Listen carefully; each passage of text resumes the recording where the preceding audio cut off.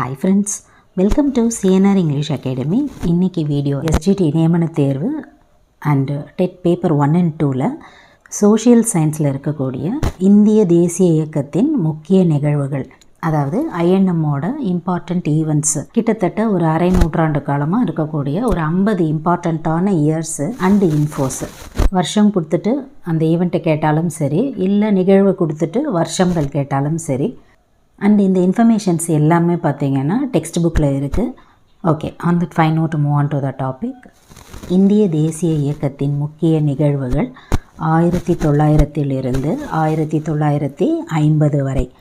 First one 1905 வங்க பிரிவினை மற்றும் சுதேசி இயக்கம். இந்த 1905 தான் பார்த்திங்கன்னா வங்க பிரிவினையும் நடந்திருக்கும், சுதேசி இயக்கமும் நடந்திருக்கும். ஒரே வருஷத்தில் இந்த மாதிரி ஸ்லாஷ் போட்டு நிறைய டீட்டெயில்ஸ் இருக்கும். அப்போ அந்த வருஷத்துலேயே அந்த ஈவெண்ட்டும் நடந்திருக்கும் அப்படின்னு நம்ம புரிஞ்சுக்கிறோம். ஓகே, நெக்ஸ்ட் ஒன் 1906 முஸ்லீம் லீக் மற்றும் சுதேசி நீராவி கப்பல் நிறுவனம் தொடங்கப்பட்டது. அடுத்து 1907 சூரத் பிளவு. 1909 மிண்டோ மார்லி சீர்திருத்தம். 1911 ஆஷ் படுகொலை. நெக்ஸ்ட் ஒன் 1914 அனைத்திந்திய இந்து மகாசபையின் தோற்றம். 1915 இந்து மகாசபையின் முதலாவது மாநாடு ஹரித்வாரில் நடைபெறல். 1916 தன்னாட்சி இயக்கம், லக்னோ உடன்படிக்கை. 1917 சம்பரான் இயக்கம். That is a note here. ஒருவேளை உங்களுக்கு அந்த இயர்ஸும் அந்த நிகழ்வும் நமக்கு ஸ்டோர் ஆகலைன்னு வச்சுக்கோங்களேன், கனெக்டிவிட்டியோடு தான் இருக்குது, ரொம்ப கஷ்டமாக நோட் பண்ணுற மாதிரி இல்லை. இப்போ 14 பார்த்தீங்கன்னா ஒரு மகாசபை தோன்றுது அப்படின்ற இன்ஃபோ பார்க்குறோங்களா.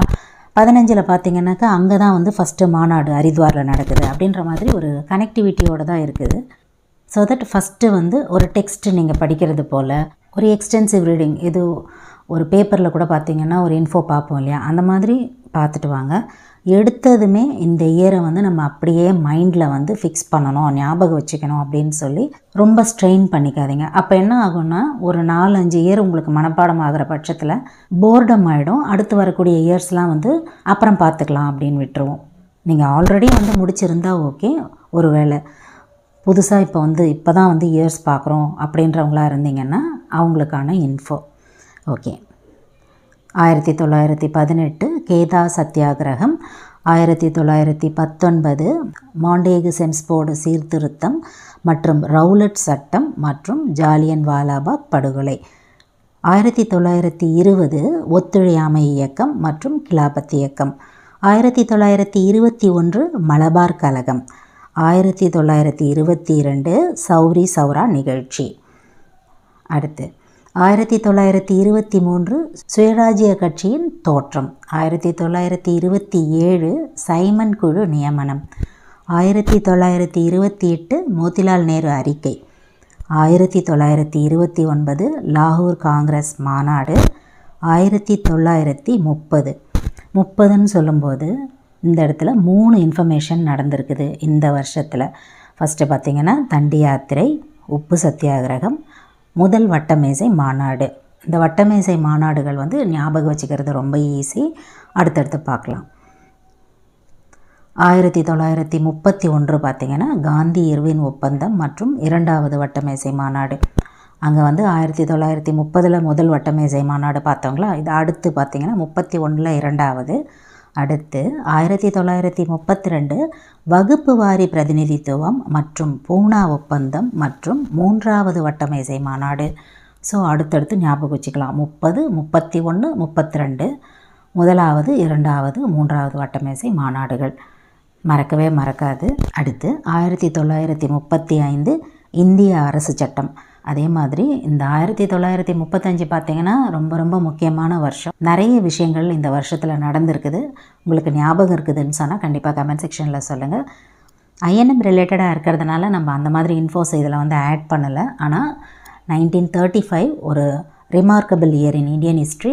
சப்போஸ் நீங்கள் இதுக்கு முன்னாடி படிச்சிருக்கீங்க, உங்களுக்கு அந்த இன்ஃபோஸில் ஞாபகம் வருதுன்னு சொன்னால் கண்டிப்பாக கமெண்ட் செக்ஷனில் சொல்லுங்கள். அண்ட் கமெண்ட்ஸ் பார்க்குறவங்களுக்குமே அது ஒரு இன்ஃபோவாக இருக்கும். இவ்வளோ இன்ஃபர்மேஷன்ஸ் படிச்சிருக்காங்க, நம்மளும் படிக்கணும் அப்படின்ற ஒரு எந்தோ வரும். ஓகே, அடுத்து 1937 மாகாணங்களில் முதலாவது காங்கிரஸ் அமைச்சரவை. 1940 ஆகஸ்ட் கொடை அல்லது ஆகஸ்ட் நன்கொடை மற்றும் லாகூர் தீர்மானம் மற்றும் தனிநபர் சத்தியாகிரகம். 1942 கிரிப்ஸ் தூதுக்குழு மற்றும் வெள்ளையனை வெளியேறு இயக்கம். 1945 வேவல் திட்டம் மற்றும் சிம்லா மாநாடு. 1946 அமைச்சரவை தூதுக்குழு மற்றும் நேரடி நடவடிக்கை மற்றும் இடைக்கால அரசாங்கம். மேலும் ராயல் இந்திய கடற்படையின் கழகம். 1947 இந்தியா விடுதலை அடைதல் மற்றும் மவுண்ட்பேட்டன் திட்டம். 1950 இந்தியா குடியரசு நாடாக மாறுதல். ஸோ அப் டு திஸ் பார்த்திங்கன்னா ஒரு 50 இம்பார்ட்டண்ட்டான நிகழ்வுகளை பார்த்துருப்போம் வருடத்தோட.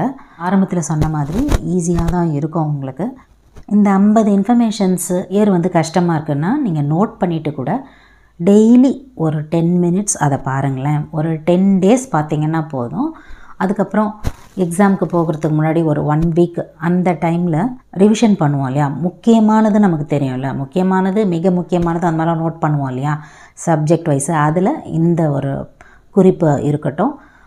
ஏதாவது ஒரு இடத்துல எப்படியாவது ஒரு கொஸ்டின் இதிலேருந்து கண்டிப்பாக வரும்ன்றது எலிமினேஷன் மெத்தடுக்கு கூட ரொம்பவே யூஸ்ஃபுல்லாக இருக்கும். ஏன்னா இந்த வருஷம் இது நடக்கலை அப்படின்றது தெரிஞ்சாலே எந்த வருஷம் எது நடந்ததுன்னு நம்ம கரெக்டாக ஆன்சர் பண்ணுவோம். டைரெக்டாக இருந்தாலும் சரி, இன்டைரக்டாக இருந்தாலும் சரி. இந்த டெய்லி ரிவிஷனில் ஒரு 10 நிமிஷம் ஸ்பெண்ட் பண்ணி நீங்கள் இதை பார்த்தீங்கன்னாலே கண்டிப்பாக அந்த இயர்ஸ்லாம் உங்களுக்கு ஃபிக்ஸ் ஆகிடும். ஆனால் அட்ட ஸ்ட்ரெச்சில் 50 இன்ஃபர்மேஷன் அப்படியே உட்காந்து மக்கப் பண்ணோம் அப்படின்னு நினைக்காதீங்க. அது அவ்வளோ கரெக்டாக வராது, டைம் வேஸ்ட் ஆகும். இப்போ இருக்கிற டைமில் எல்லாமே இம்பார்ட்டண்ட்டு, எல்லா சப்ஜெக்டும் அப்படின்னு படிச்சுட்ருப்பீங்க இல்லையா. இதுலேயே 1 hour போயிடும். இப்போ நம்ம படிச்சுட்டே வருவோம், திடீர்னு ஒரு இயர் நமக்கு தப்பாக சொல்லிட்டோன்னு வச்சுக்கோங்களேன், அது அவ்வளோ மனசு ஒத்துக்காது. மறுபடியும் படிக்கணும்னு சொல்லி அதை அப்படியே ப்ரோலாங் பண்ணி ஒரு 1 மணி நேரம் போயிடும் இல்லையா. 50 இன்ஃபோ இருக்குது இல்லையா, அதுக்கு சொல்கிறேன்.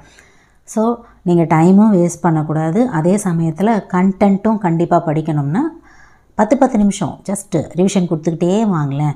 ஈஸியாக கண்டிப்பாக இந்த ப்ராக்டிஸ் உங்களுக்கு ஒரு நல்ல ரிசல்ட்ஸை கொடுக்கும். ஓகே, இதில் உங்களுக்கு ஏதாவது டவுட்ஸ் இருந்ததுன்னு சொன்னால் வழக்கம் போல் உங்களோட கமெண்ட் செக்ஷனில் சொல்லுங்கள். Up to this I conclude. இதே மாதிரி ஒரு நல்ல வீடியோவில் உங்களை நான் மீட் பண்ணுறேன். தேங்க்யூ ஃப்ரெண்ட்ஸ், தேங்க்ஸ் ஃபார் வாட்சிங்.